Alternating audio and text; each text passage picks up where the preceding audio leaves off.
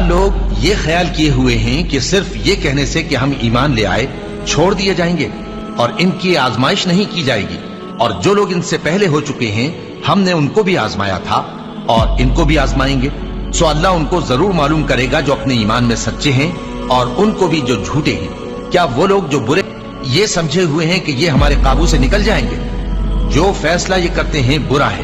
جو شخص اللہ کی ملاقات کی امید رکھتا ہو تو اللہ کا مقرر کیا ہوا وقت ضرور آنے والا ہے، اور وہ سننے والا ہے، جاننے والا ہے۔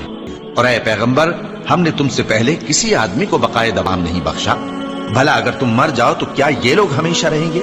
ہر شخص کو موت کا مزہ چکھنا ہے، اور ہم تم لوگوں کو سختی اور آسودگی میں آزمائش کے طور پر مبتلا کرتے ہیں، اور تم ہماری طرف ہی لوٹ کر آؤ گے۔ کوئی مصیبت زمین میں اور خود تم پر نہیں پڑتی مگر بیشتر اس کے کہ ہم اس کو پیدا کریں ایک کتاب میں لکھی ہوئی ہوتی ہے، اور یہ کام اللہ کو آسان ہے، تاکہ جو فائدہ تمہیں حاصل نہ ہو سکا اس کا غم نہ کھایا کرو، اور جو تم کو اس نے دیا ہو اس پر اترایا نہ کرو۔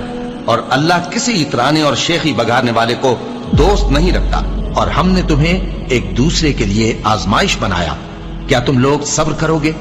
اور تمہارا پروردگار تو دیکھنے والا ہے۔ اے اہل ایمان، تمہارے مال و جان میں تمہاری آزمائش ضرور کی جائے گی، اور تم اہل کتاب سے اور ان لوگوں سے جو مشرک ہیں بہت سی ایذا کی باتیں سنو گے، تو اگر صبر اور پرہیزگاری کرتے رہو گے تو یہ بڑی ہمت کے کام ہے۔ کیا یہ دیکھتے نہیں کہ یہ ہر سال 1 یا 2 بار بلا میں پھنسا دیے جاتے ہیں، پھر بھی توبہ نہیں کرتے اور نہ نصیحت حاصل کرتے ہیں؟ اور جو مصیبت تم پر واقع ہوتی ہے سو تمہارے اپنے کرتوتوں سے، اور وہ بہت سے گناہ تو معاف کر دیتا ہے۔ اور تم زمین میں اللہ کو عاجز نہیں کر سکتے، اور اللہ کے سوا نہ تمہارا کوئی دوست ہے اور نہ مددگار۔ کیا تم یہ خیال کرتے ہو کہ یوں ہی بہشت میں داخل ہو جاؤ گے، اور ابھی تم کو پہلے لوگوں کی سی مشکلیں تو پیش آئی ہی نہیں؟ ان کو بڑی بڑی سختیاں اور تکلیفیں پہنچیں، اور وہ صعوبتوں میں ہلا ہلا دیے گئے، یہاں تک کہ پیغمبر اور مومن لوگ جو ان کے ساتھ تھے سب پکار اٹھے کہ کب اللہ کی مدد آئے گی۔ دیکھو، اللہ کی مدد عنقریب آیا چاہتی ہے۔ اللہ کسی شخص کو اس کی طاقت سے زیادہ کا ذمہ دار نہیں بناتا۔ اچھے کام کرے گا تو اس کو ان کا فائدہ ملے گا، برے کرے گا تو اسے ان کا نقصان پہنچے گا۔ اے پروردگار، اگر ہم سے بھول یا چوک ہو گئی ہو تو ہم سے مواخذہ نہ کیجو۔